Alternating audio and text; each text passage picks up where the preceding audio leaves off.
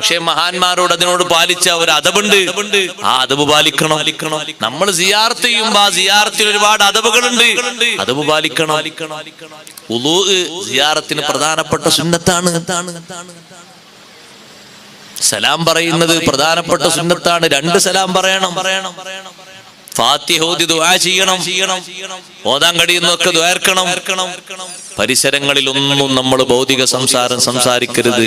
വലിയ അദബാണ്.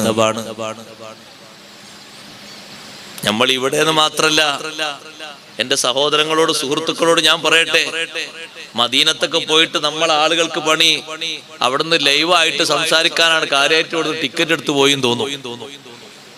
അതിനാ അപ്പൊ അവിടെ പോയത്. കാര്യമായിട്ട് മൊബൈലൊന്ന് ലൈവായിട്ട് അവന്റെ കെട്ടികളോടോ അവന്റെ കുടുംബക്കാരോടോ ബാക്കിയുള്ളവരോടോ സംസാരിക്കാൻ അവിടുന്ന് ഇപ്പൊ കാര്യമായിട്ട് 90,000 അല്ലെങ്കിൽ 2 ലക്ഷം 10 ലക്ഷം മുടക്കിപ്പോയത്. അരുത് സഹോദര, ഒരിക്കലും അരുത്. അനാദരവ് ചെയ്യരുത്. എന്നിട്ട് ഖുബ്ബത്തുൽ ഖളറാവും കാണിച്ചിങ്ങനെ സംസാരിക്കേ.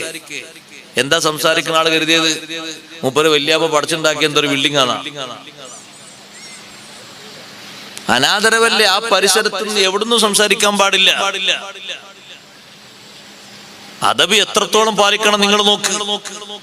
ഒരിക്കലും സഹോദരങ്ങളെ, സിയാറത്തിന് പോകുന്ന ആള് അവന്റെ കാലിൽ ധരിച്ചിട്ട് സർവ്വ നജസും അല്ലാത്തതും ചവിട്ടുന്ന ചെരുപ്പും താങ്ങി പോകാൻ പാടില്ല. ഇതൊക്കെ വണ്ടിയിലോ റൂമിലോ അവിടെ എവിടെയെങ്കിലും വെക്കണം. നടക്കാൻ പ്രയാസാണെങ്കിൽ ഒരു ഖുഫ് ധരിക്കണം.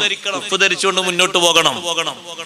ഖുഫ് ധരിക്കല് ഹലാലാണല്ലോ. ഖുഫും ധരിച്ചു പോകണം. ഇത് ചെരുപ്പും താങ്ങിയിട്ട് സ്വന്തം ബാപ്പ വീട്ടിന്റെ മുന്നിൽ ഇരിക്കുമ്പോ ഉപ്പാന്റെ മുന്നിൽ കൂടെ പോകാ ചെരുപ്പേറ്റ്. മനസ്സ് പൊട്ടുന്ന രംഗല്ലേ. എന്ത് ബന്ധത്തിനാ വന്നത്? ആ ചെരുപ്പും പിടിച്ചിട്ട് ആ ചെരുപ്പ് ഇങ്ങനെ ഉണ്ട് ടേ എന്നും പറഞ്ഞിടുന്നൊരു സൗണ്ട്. പടച്ചോനെ, കൽബ് പൊട്ടിപ്പോത് കേൾക്കുമ്പോ. അപ്പൊ ഇങ്ങനെ ആലോചിച്ചു പോകുന്നതിനേക്കാൾ നല്ലത് ആളുകൾ മൊത്തത്തിൽ ഒന്നായി തടസ്സമായി നിർത്തിയൊക്കെ നല്ലത്. ആളുകൾക്ക് നാ പറഞ്ഞു കൊടുത്തിട്ട് വല്ല ബോധമുണ്ടോ? കൊണ്ടുവരുന്ന ആൾക്കാർ അമീറന്മാര് അവരവരിഷ്ടം പോലെയാ. അരുതൊരിക്കലും ചെയ്യരുത്. ഒരിക്കൽ സൗണ്ട് ഉയർത്തിയപ്പോഴാണ് ഇമാം മാലിക് റളിയല്ലാഹു അൻഹു രാജ്യം ഭരിക്കുന്ന രാജാവിന്റെ സൗണ്ട് മേലാല് പൊങ്ങാത്ത രീതിയിൽ ആയത്തോതിയിട്ട് നിയന്ത്രിച്ചത്. രാജ്യം ഭരിക്കുന്ന രാജാവാ സംസാരിക്കാൻ വന്നത് ഇമാം മാലിക് റളിയല്ലാഹു അൻഹുവിനോട് മദീന പള്ളിന്റെ ഉള്ളിൽ. അത് മസ്അല ചോദിക്കാൻ വന്നതാ. മസ്അല ചോദിക്കാൻ വന്ന രാജാവിന്റെ സൗണ്ട് ഒന്ന് ഉറക്കായി പോയി. ഇമാം മാലിക് തങ്ങൾ ചോദിച്ചു, എവിടെ വെച്ചാ സംസാരിക്കുന്ന ഓർമ്മ ഉണ്ടോന്ന് വെച്ച്. രാജാവ് ഒന്ന് പതുക്കെ.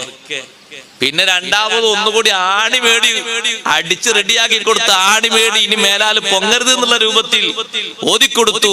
ഇവിടെ പതുക്കെ സംസാരിക്കുന്ന ആൾക്കാർക്കുള്ള ബഹുമാനം അറിയോ? ഇന്നല്ലദീന യഖുല്ലൂന അസ്വാതഹും ഇൻദ റസൂലില്ലാഹി ഉലൈകല്ലദീന അംതഹനല്ലാഹു ഖുലൂബഹും ലിത്തഖ്വാ. ഇവിടെ പതുക്കെ സംസാരിക്കുന്ന ആൾക്കാർക്കുള്ള ബഹുമാനേ അവരെ ഖൽബിന് അല്ലാഹു തആല തഖ്വ അത് ശരിക്കങ്ങോട്ട് കെട്ടുറപ്പാക്കി പാകപ്പെടുത്തി നൽകിയിട്ടുണ്ട്. അവരെ കൽബിന്റെ ഉള്ളിൽ തഖ്വണ്ട് എന്നുള്ളതിന്റെ ജീവിച്ചിരിക്കുന്ന ബാഹ്യമായ തെളിവാണ് പതുക്കല്ല സംസാരം. പിന്നെ അബൂ ജാഫർ എന്ന് പറയുന്ന രാജാവ് സ്വകാര്യം പറയുന്ന ഭാഷയിലാ സംസാരിക്കുന്നത്. ഇമാം മാലിക് റളിയല്ലാഹു അൻഹു ഓതിക്കൊടുത്തു. മസ്അല ചോദിക്കാൻ വന്നപ്പോ സൗണ്ട് ഉയർന്നതാണ്. പാടില്ല സഹോദരങ്ങളെ. മൗലിദ് വീട്ടിൽ നടക്കുകയാണെങ്കിലും മറ്റു സംസാരങ്ങളൊന്നും പാടില്ല. അരമണിക്കൂർ നേരമാകട്ടെ, 3/4 മണിക്കൂർ നേരമാകട്ടെ, ബാക്കി എല്ലാ അശ്രദ്ധകളും മാറ്റിയിട്ട് ഖൽബ് ശരിക്ക് കണക്ഷൻ കൊടുത്തിട്ട് അതിലങ്ങ് ഇരുന്നു പോകണം.